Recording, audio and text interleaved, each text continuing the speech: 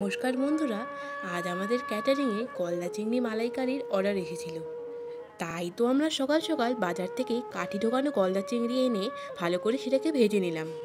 মনে রাখবে বন্ধুরা, চিংড়ি মাছ বেশি ভাজলে কিন্তু শক্ত হয়ে যায়, তাই আমাদের খুব সাবধানে রান্নাবান্না করতে হয়েছিল। এরপর কড়াতে তেল দিয়ে গোটা গরম মশলা ফোড়ন দিয়ে আদা পেস্ট, মশলা, নুন, চিনি, লঙ্কার পেস্ট, টমেটোর পেস্ট দিয়ে ভালো করে কষে নিলাম।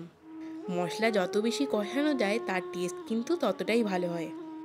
এরপর চারমগজ, কাজু বাদাম আর নারকেলের পেস্ট দিয়ে তারপর দই আর দুধ দিয়ে চিংড়িগুলোকে একটু ফুটিয়ে নিতে হবে। দেখতে পাচ্ছ বন্ধুরা, চিংড়ি মাছগুলো কীরকম লোভনীয় লাগছে।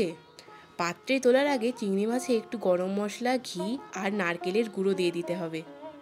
তোমরা যদি এরকম লোভনীয় গলদা চিংড়ি মাছের মালাইকারি অর্ডার দিতে চাও, তাহলে স্ক্রিনে দেওয়া কন্ট্যাক্ট নাম্বারে সহজেই কন্ট্যাক্ট করতে পারো।